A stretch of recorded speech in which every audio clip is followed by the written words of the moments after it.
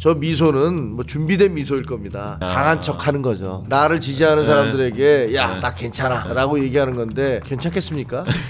평생을 죽을 때까지 감옥에 있어야 되는데 법정에서 보여준 태도 이런 걸로 봤을 때는 어느 정권이 들어서도 사면복권해주기가 쉽지가 그러니까 않아요. 이게 약간 이제 선고가 어떻게 나올지가 궁금한데 보통 이제 감경의 사유는 범행을 인정하고 반성하고 이게 감경의 사유예요. 고작 지금 감경의 사유로 거론하는 게 공무원이었다. 뭐 이런 건데 너무 중대한 헌법 파괴 행위를 저지른 거예요. 상징적으로라도 1심에서도 사형 선고가 나올 가능성이 높아요. 그때 가서도 국민의힘은 침묵할 건가? 저는 이걸 묻고 싶습니다. 지금 윤호개인 세력의 결집을 믿는 것 같은데 어제 구형 재판할 때 법원 앞에 10명 있었답니다. 이게 윤석열이라는 사람이 갖고 있는 그 주변에 있는 그 현실입니다. 냉정히 봐야 돼요. 윤은 어떤 권위도 어떤 신뢰도 다 잃었습니다.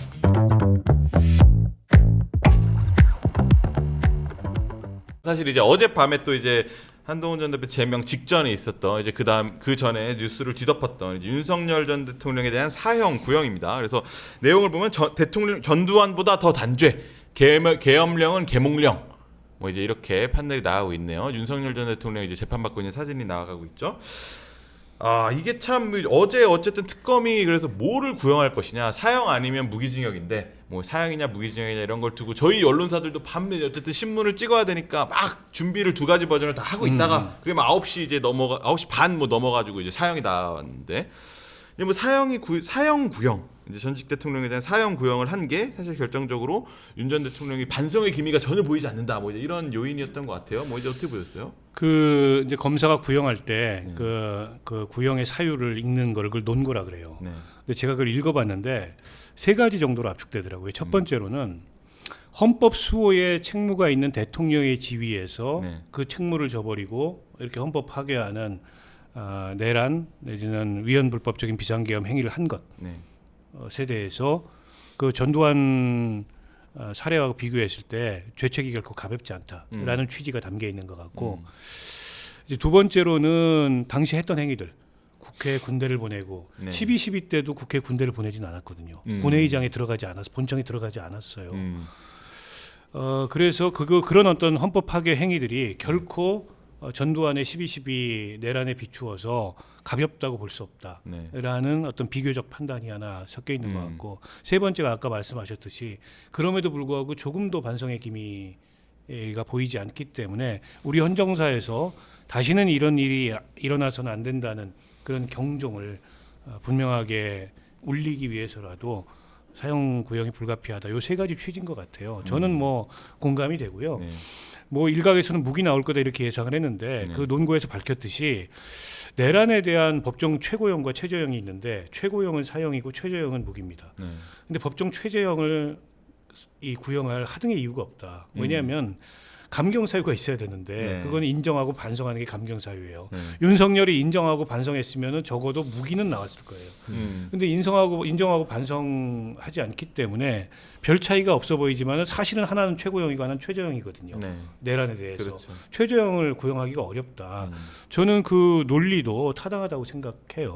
그런 면에서 일각에서는 뭐 실효성도 없는데 어차피 뭐 사형 집행도 안 집행 안 되고 하니까. 선고도 안 나올 걸 굳이 그러냐. 근데 선고가 안 나오더라도 재판이라는 건 하나의 그 기록이고 네. 또 역사에 남기는 교훈이고 이게 이제 정치적 성격의 수사기구가 또 수사를 하고 네. 구형을 하는 거잖아요. 그런 면에서 저는 개인적으로 사형 구형이 나올 걸로 예상했는데 예상대로 된 게 아닌가 싶습니다.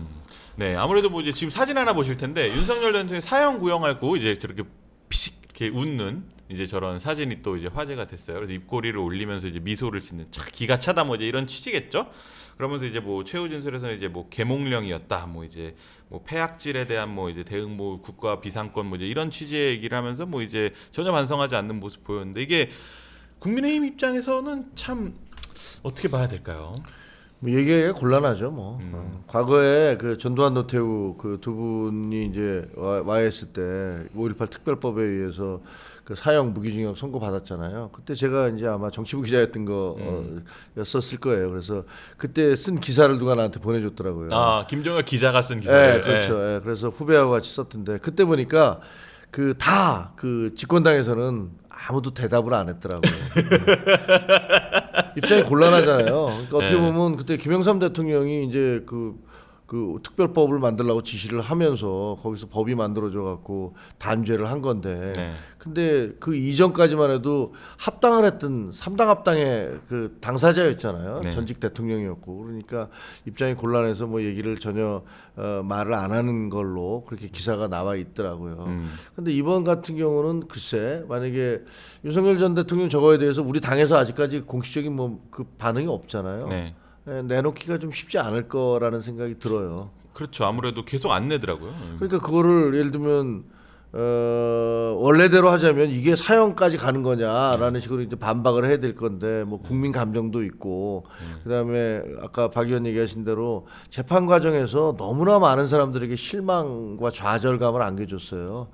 특히 이제 보수적인 분들한테도 야 내가 뽑은 대통령이 저런 사람이란 말이야 라는 걸 그런 감정을 줬거든요. 근데 네. 윤석열 전 대통령이 지금 그 판결을 아마 예상을 했을 거예요.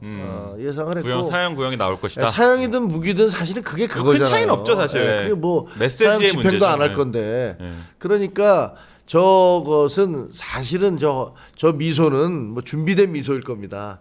그러니까 강한 척하는 거죠. 강한 소위 척하는 말해 좀 거고 약간 나를 지지하는 사람들에게 야 네. 나 괜찮아라고 얘기하는 건데 괜찮겠습니까? 괜찮을 리가 있습니까?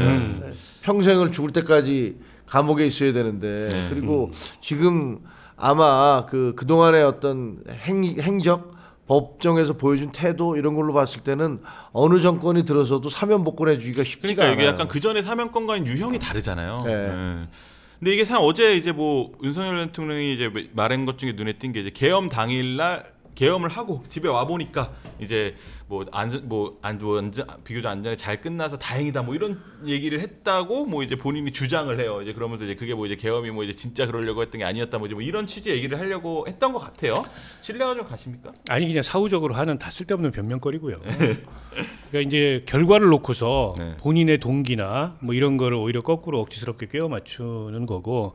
아니 그 노상원이가 세웠던 계획에 보면은 뭐 정치인들 수고해가지고 폐군함으로 끌고 가서 다 죽이려고 그랬던 거 아니에요. 뭐 그렇게 보여지죠. 그런 대규모 인명살상까지도 계획했던 사람들이 이제 와가지고 무슨 계몽이 어쩌니 뭐 국민들 일깨우기 위해서 뭐 했다는 이 말도 안 되는 얘기를 하는 거라고 보고 저는 이게 이제 선고가 어떻게 나올지가 궁금한데 사형 선고가 나올 수도 있어요. 전두환도 1심에서는 사형이 선고됐습니다. 네, 나중에 최종적으로 무기가 선고가 됐지만은 근데 보세요. 그 검찰 특검이 구형해서 논거한 내용들이 논리적으로 보면 그걸 반박하기가 어려워요. 재판부 입장에서도 아무런 반성이나 아무런 인정도 없고 그런데 최저형과 최고형이 있는데 왜 최저형을 구형해야 되냐 이 말이 맞거든. 보통 이제 감경의 사유는 범행을 인정하고 반성하고 이게 감경의 사유예요. 고작 지금 감경의 사유로 거론하는 게 공무원이었다. 뭐 이런 건데 그런 걸로 감경 사유를 삼기에는 너무 중대한 그렇죠. 헌법 파괴 행위를 저지른 거예요. 그래서 저는 집행은 어차피 안 되는 거니까 상징적으로라도 1심에서도 사형 선고가 나올 가능성이 높아요. 자 그러면 그때 가서도 국민의힘은 침묵할 건가? 저는 이걸 묻고 싶습니다.